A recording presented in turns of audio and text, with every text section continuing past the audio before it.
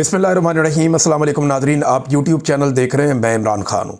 ये सुबह का वक्त है और आज एतवार का दिन है और आज कराची में जलसे का दिन है। मैं कुछ चीज़ें आपके सामने रखूँगा। पहले थोड़ा सा आपको बैकग्राउंड बता दूँ। एक तो ये हुआ है कि एकदम सिंध हुकूमत ने यू टर्न ले लिया। क्या कुछ हुआ ये चीज़ें आपके सामने रखता हूँ, लेकिन कल का दिन वो कामयाबियों से भरा दिन था इमरान खान के लिए और उनके साथियों के लिए। इन्होंने बहुत सारे जलसे किए, तमाम इस्तकबालिये बड़े बड़े जलसों में बदल गए और एस्टेब्लिशमेंट की सांस फूल गई। पाकिस्तान पीपल्स पार्टी के होश उड़ गए और इन सबको समझ आ गई कि लोग तो इमरान खान का इंतज़ार कर रहे हैं, लोग तो आज भी पूरी ताकत से इमरान खान के साथ जुड़े हैं।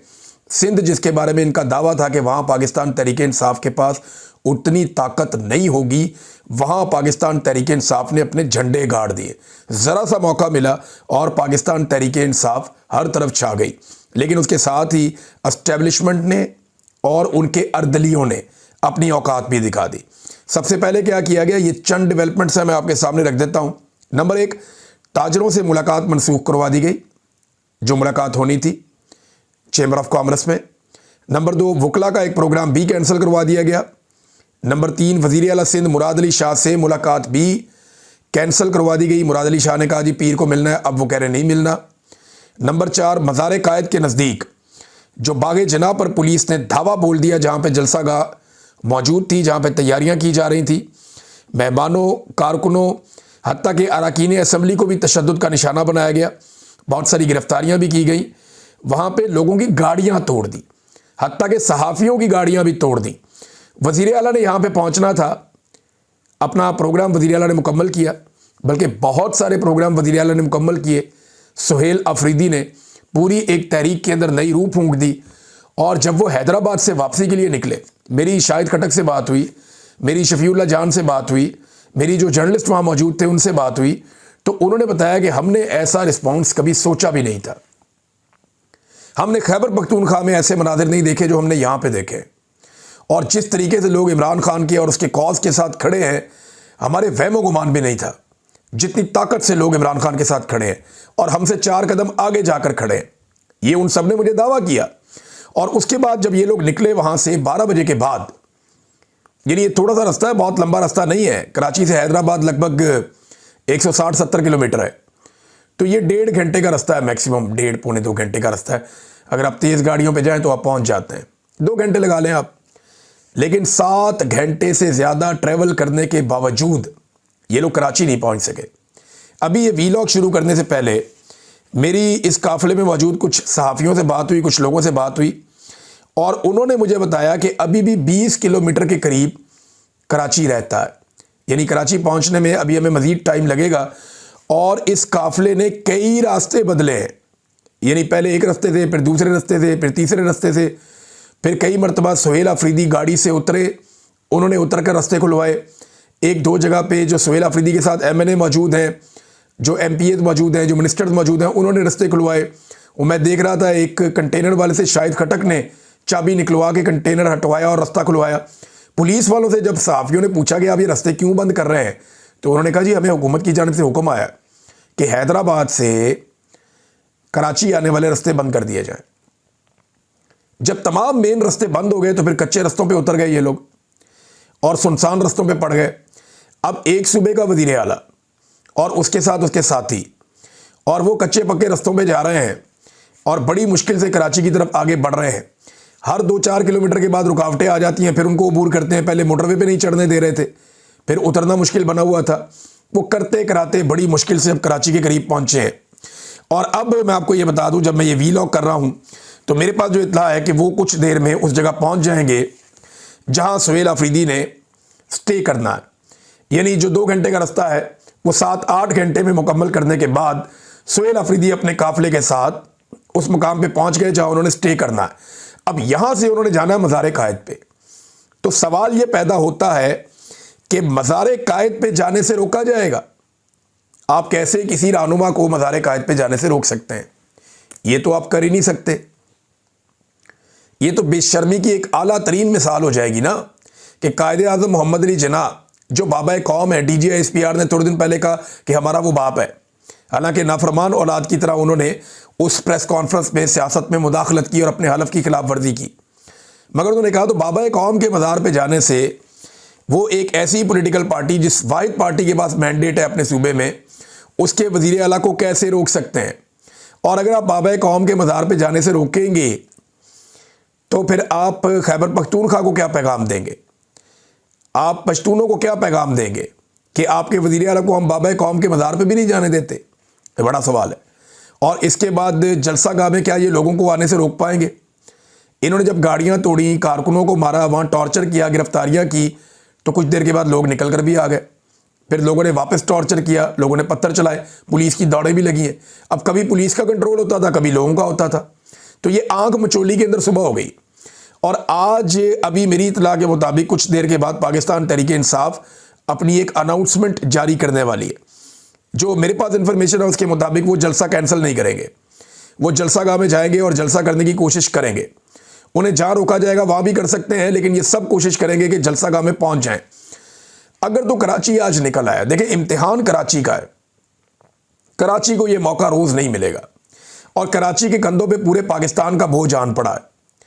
अब ये हादसाती तौर पे हुआ है या अल्लाह ताला ने कराची वालों को चुन लिया है, ये मौका कराची वालों को मिला है कि आप पूरे पाकिस्तान का बोझ उठा सकते हैं। आज अगर कराची के लोग निकल आए और बड़ी तादाद में निकल आए, गाड़ियों को, मोटरसाइकिलों को और रिक्शों को, साइकिलों को छोड़ के निकल आए और पैदल अगर लोगों ने 10-20 किलोमीटर का सफर तय कर लिया जलसागाह की जानिब, खवातीन ने, बुजुर्गों ने, बच्चों ने, बूढ़ों ने, नौजवानों ने, अगर लोग पैदल जलसागाह की तरफ बढ़ते गए तो ये पुलिस बेबस हो जाएगी 1 से 2 घंटे के अंदर। ये मैं आपको फिर बता रहा हूं और कंफर्मेशन दे रहा हूं कि पुलिस के बस से ये सारी सूरत-ए-हाल निकल जाएगी अगर लोग अपनी मर्जी से निकलकर बाहर आ गए और वो जलसागाह की तरफ बढ़ना शुरू हो गए।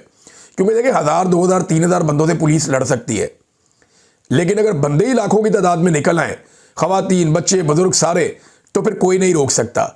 और ये गुंजान शहर है, ये बहुत बड़ी आबादी वाला शहर है। यहां पे कोई मुश्किल नहीं है कि लोग पैदल निकले और वो चल पड़े जलसागाह की जानिब, क्योंकि फिर लोगों को रोका नहीं जा सकता। लोगों के सैलाब के आगे आप बंद नहीं बांध सकते, ये पुलिस बेबस हो जाएगी। ये सारा कुछ हुआ क्या और कैसे हुआ, इसके ऊपर बात करनी बहुत जरूरी है। देखिए, एक तो हम में से किसी को भी ये गलतफहमी नहीं होनी चाहिए, क्योंकि मैं पहले दिन से एक बात कह रहा हूं कि पीपल्स पार्टी ने काम तो अच्छा किया है, लेकिन है ये बदनीयत। जितने गुनाह हुए हैं, जो एस्टेब्लिशमेंट ने जितने जुर्म किए हैं पिछले 3-3.5 साल में, पीपल्स पार्टी हर जुर्म के अंदर मेन किरदार अदा करती रही है। कई जगहों पे पीपल्स पार्टी ने पीएमएलएन से आगे बढ़ के किरदार अदा किया है। कई जगह पे इन्होंने जो पॉलिश की जर्नैलों के जूतों की, वो पीएमएलएन से भी ज्यादा सफाई और अच्छाई के साथ की है। पीपल्स पार्टी ने बहुत आगे बढ़ के ये काम किया है। तो मैं ये आपको बता रहा था पहले भी कि पीपल्स पार्टी ने ये किया, ये थोड़ा अजीब लगता है। तो इसके ऊपर हमें तब तक अपनी राय को रोक कर रखना चाहिए जब तक कि सुहेल अफरीदी का दौरा मुकम्मल नहीं होता और वो वापस खैबर पख्तूनख्वा नहीं चले जाते। तो अब देखें, उन्होंने अपनी औकात दिखा दी। ये हुआ क्या, इसके अंदर ना कुछ खबरें आ रही हैं, पॉसिबिलिटीज क्या क्या हैं, पहले उन पे हम बात कर लेते हैं। नंबर 1, पीपल्स पार्टी और एस्टेब्लिशमेंट ने मिलकर ये खेल खेला कि जनाब पहले थोड़ा सा रूम दे देते हैं और फिर इनको टाइट कर देते हैं। तो इस खेल का फायदा क्या हुआ? क्या इन सारों को ये नहीं पता, ये इतनी बेवकूफ है, ये रोटी को चोची कहते हैं? इनको नहीं पता कि ग्राउंड पे आवाम किसके साथ खड़ी है? क्या इन्हें नहीं पता कि जब ये पीपल्स पार्टी थोड़ी सी भी परमिशन देगी और पीटीआई को रूम मिलेगा तो सारा का सारा कराची और हैदराबाद बाहर आ जाएगा? और वो हमने होते हुए भी देखा। तो ये बात कोई समझ नहीं आ रही कि इन्होंने मिलकर पहले कोशिश की थोड़ा सा चला लेने, इसकी ये हासिल क्या करना चाहते थे? क्या इसमें ये सिर्फ पीएमएलएन को गंदा करना चाहते थे कि नून लीग पंजाब में बहुत गंदी है तो पीपल्स पार्टी सिंध में बहुत अच्छी है? तो जितना नून लीग को गंदा किया उससे ज्यादा तो अब पीपल्स पार्टी गंदी हो गई है। तो ये बात समझ नहीं आती, लेकिन एक तासुर ये है कि पीपल्स पार्टी और एस्टेब्लिशमेंट ने मिलकर ये गंदा खेल खेला, लेकिन इसका मकसद क्या है ये समझ नहीं आ रहा। पॉसिबिलिटी उसकी भी है, लेकिन ठीक है, उसको छोड़ते हैं अभी। नंबर 2, क्या वाकई पीपल्स पार्टी पहले कुछ और चाहती थी और अब एस्टेब्लिशमेंट के हाथों मजबूर हो गई? ये भी एक पॉसिबिलिटी है कि पीपल्स पार्टी ने कहीं एस्टेब्लिशमेंट को कहा कि जनाब इसको ठीक तरीके से चला लेते हैं, मामले को हम अपने तरीके से हमें हैंडल करने दें सियासी तरीके से। लेकिन अब एस्टेब्लिशमेंट ने जब देखा कि पूरा का पूरा कराची बाहर आ गया, जलसे का मोमेंटम बन गया, माहौल बन गया, वो तो मेला लुट के जा रहे हैं, हर तरफ इमरान खान हो गई है, ये बड़ी मुश्किल से इमरान खान का नाम दबाया था, अब हर शख्स के मुंह पे इमरान खान का नाम है। ये तो बहुत बड़ी कंपेन खड़ी हो गई है, तहरीक खड़ी हो गई है, तो इसको रोको। तो पीपल्स पार्टी और पीएम और एस्टेब्लिशमेंट ने मिलकर फिर वही काम कर दिया। एक पॉसिबिलिटी ये भी लोग बता रहे हैं, एक पॉसिबिलिटी लोग क्या बता रहे हैं, यही पॉसिबिलिटीज हो सकती है ना। और एक और है कि क्या जो कुछ सिंध पुलिस कर रही है वो सिंध हुकूमत के कंट्रोल से बाहर है, ये भी एक बात है ना। देखे ना, एक तारिक मतीन साहब सीनियर जर्नलिस्ट हैं, उन्होंने एक सिंध के सूबाई वजीर से रब्ता किया और उससे पूछा कि जनाब ये क्या बकवास है। तो उन्होंने कहा, ऐसा अल्फाज तो नहीं बोले होंगे लेकिन पूछा तो होगा कि जनाब ये क्या चल रहा है।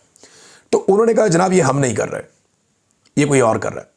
कोई और कर रहा है तो मतलब सेक्टर कमांडर कर रहा होगा या वहां का कोर कमांडर कर रहा होगा, या वही लोग कंट्रोल कर रहे होंगे जो हमेशा से फौज के लोग कंट्रोल करते हैं। जब इन्हें GHQ से ऑर्डर आ जाता है या आर्मी चीफ का ऑर्डर आ जाता है, फील्ड मार्शल का, तो अब एक तो उसने वजीर ने जान छुड़ाई है इससे। लेकिन सवाल यह पैदा होता है कि मरियम नवाज और कैप्टन सफदर जब 2021 में कराची में गए मज़ार कायद पे, तो कैप्टन सफदर ने वहां बहुत छलांगे छलूंगे मारी। बाद में एस्टेब्लिशमेंट ने कैप्टन सफदर को गिरफ्तार करने के लिए उनके होटल का दरवाजा तोड़ दिया और IG को उस वक्त थोड़ा दबाव में डाल लिया गया पकड़ के। अब इस मामले पे बिलावल ने और जरदारी ने मिलके सिंध पुलिस के बहुत सारे इस्तीफे जमा करवा दिए। जनरल बाजवा की जो है वो सिट्टी गुम हो गई, जनरल बाजवा के तोते उड़ गए कि ये हो क्या गया, पुलिस इस्तीफे दे रही है। मैंने जब इसके बारे में पूछा तो मुझे एक सर्विंग ब्रिगेडियर ने उस वक्त ये कहा कि हमारे सारे गंदे काम पुलिस करती है, यानी हम जो कोई भी काम करवाते हैं सिविल एरियाज में वो पुलिस को हम इस्तेमाल करते हैं, यानी हमारे हिस्से के गंदे काम पुलिस करती है। तो हम ब्लैकमेल हो गए थे कि हम पुलिस को नाराज नहीं कर सकते और पीपल्स पार्टी उस वक्त गेम कर गई थी, पुलिस उनके साथ खड़ी हो गई थी। तो सवाल ये पैदा होता है कि जो पुलिस आज से चंद साल पहले बिलावल और जरदारी के इशारे पे चल रही थी वो आज एस्टेब्लिशमेंट के इशारे पे कैसे चल सकती है। ये बात मानने में नहीं आती कि ये पुलिस तो इनके कंट्रोल में थी तो एस्टेब्लिशमेंट के कंट्रोल में कैसे चली गई। और पुलिस कह रही है हमें ऊपर से ऑर्डर आया हुआ गवर्नमेंट का, हम ये रास्ते बंद कर रहे हैं। तो ये मिल मिला के किया है इन्होंने जो भी किया है। अच्छा, एक और भी इसमें कुछ लोग बात कर रहे हैं और वो भी एक पॉसिबिलिटी है कि मरियम नवाज ने और नवाज शरीफ ने रोला डाल दिया नून लीग ने कि आपने हमारी मट्टी पलीत करवा दी, यहाँ हमने बाहर कुटाई की, सारे रास्ते बंद कर दिए, सारे होटल बंद कर दिए और हमने इनको जाने नहीं दिया कहीं पे भी, रात को हमने लाइटें बंद कर दी, वहाँ आप इन्हें फ्री हैंड दे रहे हैं। पीपल्स पार्टी अपने आप को जमहूरी जमात बना के हीरो बनती जा रही है और हमारा एक विलन वाला तासुर बन रहा है, ये क्या बकवास है। तो हो सकता है कि एक पॉसिबिलिटी ये हो, लेकिन ये जो कुछ भी हुआ है ना, इस पे क्लैरिटी आएगी पाकिस्तान पीपल्स पार्टी के ऑफिशियल स्टेटमेंट के बाद। अब अगर पाकिस्तान पीपल्स पार्टी आती है और ये कहती है कि हमें बड़ा अफसोस है जो PTI के साथ हुआ, ये नहीं होना चाहिए था और हम बतौर पॉलिटिकल पार्टी इसको ठीक नहीं समझते, अगर तो वो ये कहती है और एस्टेब्लिशमेंट की कुछ हद तक मुखालफत मोल ले लेती है इसके बदले में कि ये जलसा वलसा रोक दिया जाए, तो थोड़ा सा मार्जिन पीपल्स पार्टी को